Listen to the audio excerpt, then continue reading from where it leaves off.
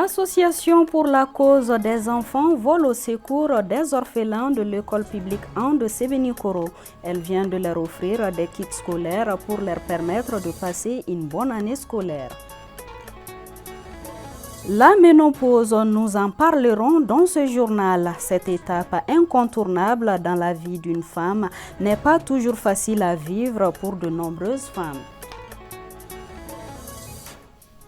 Mesdames et messieurs, bonsoir et bienvenue dans ce journal.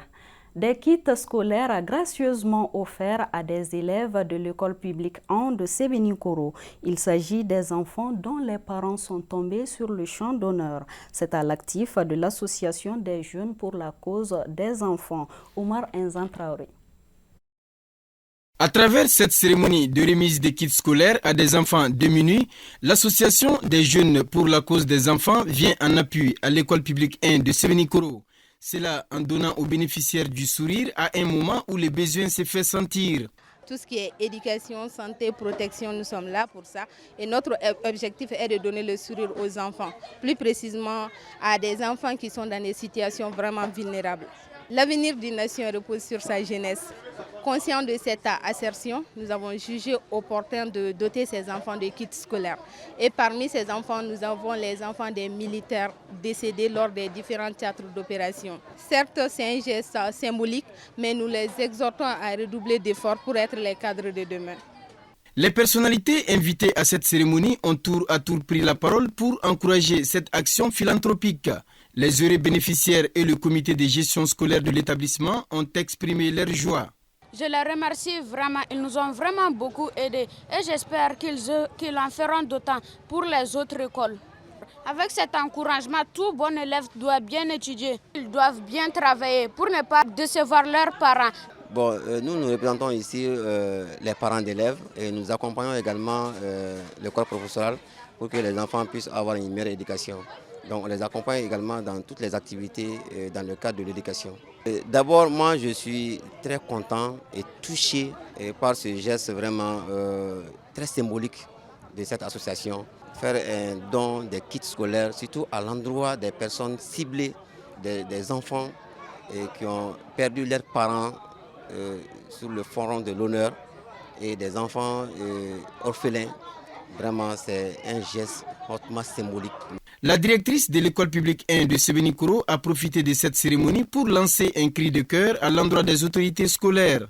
Bon, ce cri de cœur ne peut être rien d'autre que penser aux écoles des quartiers populaires, principalement Sébenikoro, parce que chez nous ici, le problème c'est les effectifs. Donc, avec l'insécurité aussi, nous sommes dans une grande cour.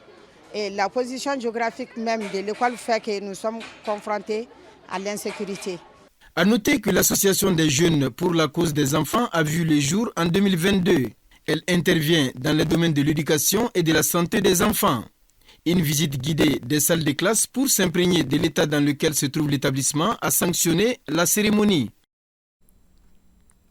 La coordination des jeunes pour le développement de Niamakoro a organisé une session de formation sur le sécurisme à l'intention de 50 jeunes.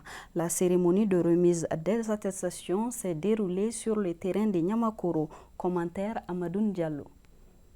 Lors d'un accident, chaque minute est vitale pour la survie de la victime. Réagir vite et prodiguer les gestes de premier secours sauve des vies. C'est l'objectif recherché par cette session de formation sur le sécurisme initiée par la coordination des jeunes pour le développement de Niamakoro et soutenue par les autorités locales. Au nom de toute la protection civile, je salue cette initiative. J'exhorte les autres à emboîter ce pas. En tant que formateur, j'ai apprécié le niveau de compréhension des participants. Je les invite à mettre en pratique les connaissances acquises lors de cette formation en cas d'urgence. Cette initiative de la coordination des jeunes pour le développement de Niamakoro, qui est à sa première édition, est sanctionnée par la remise d'attestation à 50 jeunes pour leur participation effective à la session de formation. J'ai participé à cette formation et j'avoue que je suis comblée. Grâce à cette formation, j'ai acquis quelques connaissances sur les gestes qui peuvent sauver un accidenté avant l'intervention des agents de la protection civile. Je remercie les initiateurs. En tant que parrain de cette cérémonie, je suis très enthousiasmé de la tenue d'une telle initiative dans mon quartier à l'endroit de la jeunesse de Niamakoro. Au sortir de cette formation, les jeunes seront à mesure désormais de sauver des vies. C'est un renforcement des capacités. Selon les autorités locales de Niamakoro, cette formation sur le secourisme à l'intention des jeunes de leur quartier est une action louable dans la mesure où elle contribue au renforcement de la communauté face aux situations d'urgence. Autre sujet de ce journal, la ménopause est une étape incontournable dans la vie d'une femme. Elle se manifeste généralement entre 45 et 55 ans et marque l'arrêt de l'ovulation et la disparition des règles. Cette période de transition est souvent accompagnée de nombreux symptômes. Sabine Keita s'est intéressée au sujet. La ménopause est une phase naturelle dans la vie d'une femme marquée par l'arrêt de l'ovulation et la disparition des règles. Elle se manifeste souvent par divers symptômes tels que des bouffées de chaleur, de la fatigue, de l'irritabilité et des troubles du sommeil. Elle survient généralement entre 45 et 55 ans et son diagnostic est confirmé par un examen médical. Donc, ce qu'il faut comprendre, ce n'est pas du tout une maladie. C'est un phénomène tout à fait naturel. Donc, elle est caractérisée au niveau de l'ovaire par l'arrêt de production des hormones, notamment la progestérone, l'estrogène. Donc, ce qui sous-entend l'arrêt des menstruations et de la fertilité en même temps. Les signes sont variables d'une femme à une autre. Déjà, on peut distinguer la ménopause dite précoce, donc qui survient généralement avant 40 ans. Il y a la ménopause dite tardive, au-delà des 55 à voire 60 ans. Donc après, il y a la ménopause elle-même, elle est précédée d'une longue période qu'on appelle préménopause. Au cours de cette période, il y a le taux des hormones qui est très diminuée. Elle se caractérise chez la femme par des troubles de la menstruation, par un syndrome prémenstruel, notamment des douleurs au niveau du bas-ventre, des douleurs au niveau des seins. Puis s'installe la ménopause elle-même. La ménopause est souvent accompagnée d'une augmentation des douleurs. Oui, ces douleurs peuvent concerner l'appareil génito-urinaire. Il peut s'agir des douleurs au niveau de l'utérus, qu'on appelle les douleurs pelviennes. Il peut s'agir des douleurs à la miction, mais il peut aussi s'agir des douleurs au niveau des os, des articulations, liées à l'absence d'estrogène qui induit cette faiblesse au niveau des os. D'autres douleurs peuvent être des maux de tête, il peut s'agir des migraines. Il existe différents traitements pour soulager les symptômes lorsque la ménopause s'installe. On va insister sur l'hygiène de vie. Il faut être active après sa ménopause. Il y a des petites astuces pour lutter contre les principaux signes qu'on a cités plus haut. Par exemple, pour lutter contre les bouffées de chaleur, il faut avoir une hygiène alimentaire. Par exemple, éviter les repas trop chauds, les repas trop épicés, le café par exemple. Avoir une hygiène vestimentaire adaptée. Il faut éviter aussi le surpoids. Donc, de ce fait, avoir une activité physique régulière. Il faut lutter contre les palpitations et le stress qui peut aggraver une maladie cardiaque. Parfois, il est possible que la ménopause survienne avant l'âge de 40 ans. On parle alors de ménopause précoce. Elle peut être causée par certains traitements médicaux, comme la chimiothérapie ou la radiothérapie. Dans ces cas-là, un traitement hormonal est souvent recommandé jusqu'à l'âge de 50 ans pour éviter toute complication. En ce moment, ce qui est au premier plan, c'est la maladie qui a motivé la chimiothérapie. Donc si les traitements chimiothérapie arrive à ce terme, en ce moment, le gynécologue peut intervenir pour soit rétablir le cycle menstruel et la fertilité en même temps. Dans certaines situations, une ménopause précoce liée à une diminution ou bien à un épuisement du capital folliculaire, dans ce moment, une prise en charge beaucoup plus poussée peut être indiquée. La ménopause n'est pas une condition insurmontable. On a besoin d'un psychologue pour l'accompagnement. C'est pas tout. Notre propre psychologue, ce sont nos enfants, ce sont nos conjoints qui doivent nous comprendre qu'il y a un changement qui est survenu. Adopter certains comportements peut aider à mieux vivre cette période. C'est vraiment vivre sa ménopause. Ne pas prendre ça comme une fatalité en soi.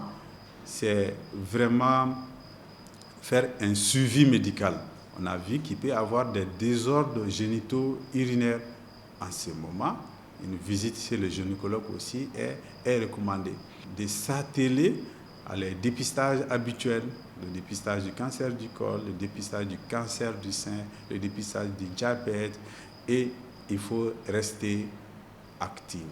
Autour des 50 ans, la ménopause est une étape inévitable qui peut entraîner des inconforts, mais des solutions existent pour mieux la vivre. À présent, la page sport de ce journal. Les Aigles du Mali ont effectué aujourd'hui leur première séance d'entraînement pour réveiller les muscles et maintenir la forme sur le terrain d'un club local. Pendant 1h30, les Aigles ont procédé à certains réglages. Le groupe a également vu l'arrivée de 8 joueurs. Nos envoyés spéciaux à Maputo, Siragatou Sissé et Sidi Modibo Dambélé. Ambiance colorée dans la famille des Aigles à l'avant-veille du match face au Mozambique. Cette première séance d'entraînement sur un terrain d'un club de la place s'est déroulée sous une fine pluie. Au menu, des courses au petit trot, des exercices physiques, des étirements, des échanges de ballons, une séquence de jeux en double et en trio et enfin une opposition. Les repères ont été pris par les joueurs sous l'œil vigilant de l'ensemble du staff technique. Je suis très content avec les joueurs qui sont là. On a un mix avec les joueurs d'expérience et des jeunes joueurs qui sont là pour la première fois. Et le niveau est très bien. L'atmosphère est fantastique. La température, c'est agréable. Le plus, peut-être pas le meilleur, mais on a entraîné dans un bon niveau pour une première séance. Et demain, c'est plus important quand tout est ensemble. On peut concentrer pour la tactique pour vendredi. Mais pour le premier entraînement, je suis très content. On est tous contents, très heureux de se rejoindre dans l'équipe nationale et donc c'est un plaisir, c'est une fierté de toujours se rencontrer pour une cause bien déterminée, la nation, donc on est tout heureux. Le NI a enregistré ce mardi l'arrivée de Yves Bissouma, El Bilal Touré, Sékou Koïta, Adama Traoré Malouda, Kamori Doumbia, Ismaël Diarra Diawara, Mamadou Sangaré Gaucher et Nénébé Dorgalès. Une seconde séance d'entraînement avec l'ensemble des joueurs est programmée ce mercredi. Quant à la reconnaissance de la pelouse du stade national Zimpito de Maputo, elle est prévue ce jeudi. Ils sont 200 élèves pionniers logés à l'école de la citoyenneté dans le cadre du programme de formation, d'éducation et du civisme. Le programme de la journée commence avec l'animation sportive à 5h30. Une séance pilotée par des encadreurs sportifs relevant du ministère de la Jeunesse et des Sports. Adama Benkoro Koulibaly, encadreur sportif, s'exprime au micro de Amadoun Diallo.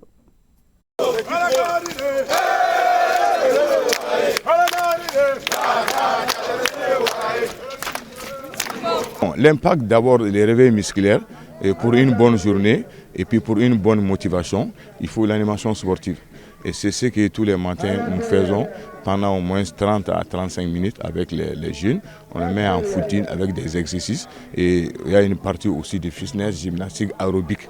Donc ça permet vraiment de réveiller les muscles et ça motive parce qu'on fait l'animation sportive pour que les jeunes puissent mieux affronter la journée.